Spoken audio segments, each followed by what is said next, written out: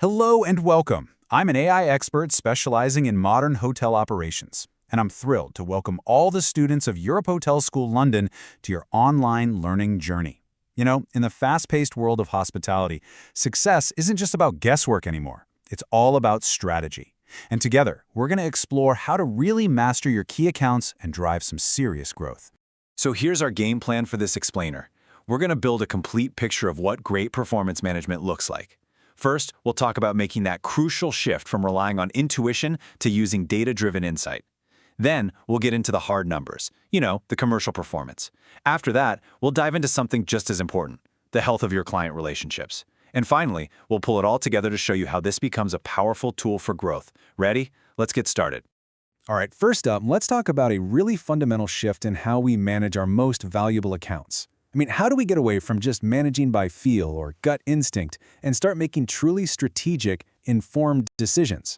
Well, the answer, as you've probably guessed, lies in the data. This slide just nails the transition we're talking about. Look at the left side. That's the old way. It's guesswork, maybe a manager has a hunch, a big corporate client is happy. But on the right, that's the new reality. That's knowing for a fact that the client's booking frequency has actually slipped by 10% this quarter. And that knowledge, that insight, is what prompts you to make a strategic call. We're leaving those reactive instincts in the past for a consistently informed, proactive approach. And this quote from the Europe Hotel School London curriculum is just so important. See, the goal isn't just to collect a pile of numbers. For instance, knowing a client gave you 500 room nights last year, okay, that's data.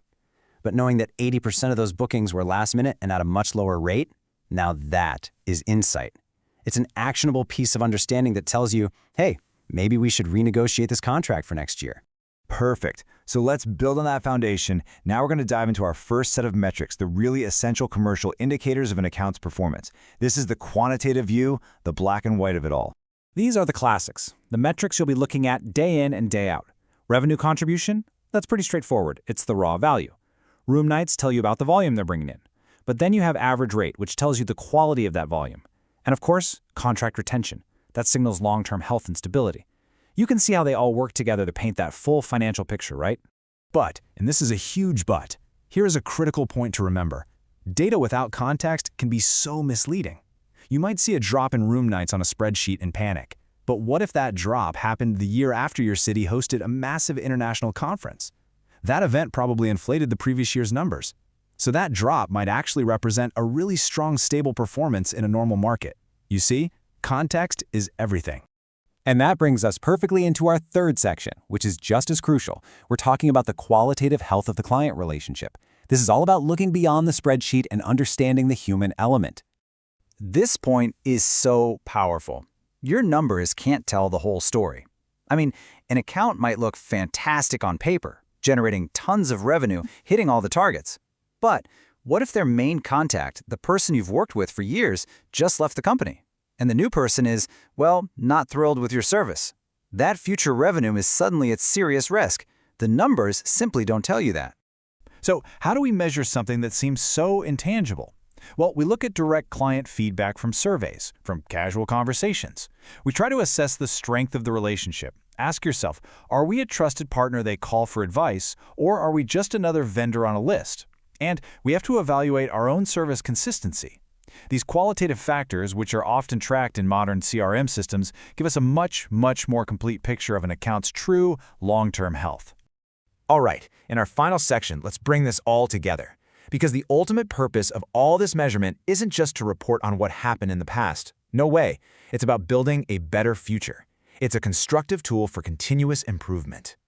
Let's completely reframe how we think about key performance indicators, or KPIs. The philosophy at Europe Hotel School London really reinforces this. These are not weapons. They're not there to assign blame for a missed target. Think of them as flashlights. They illuminate areas where we can get better, and they support a culture of learning.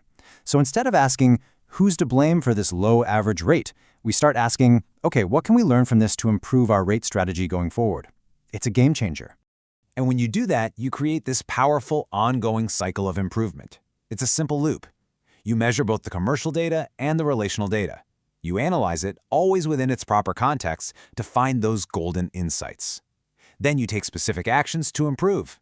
And the result? You grow stronger, more resilient, and way more profitable partnerships. And then the cycle just begins all over again. So, I'll leave you with this final thought. As you move forward in your amazing careers with the skills you're gaining from Europe Hotel School, always, always ask yourself this question. This is the core challenge, but it's also the greatest opportunity in modern key account management. And the tools you're learning right here, right now, will absolutely empower you to answer it. Thank you so much for your attention.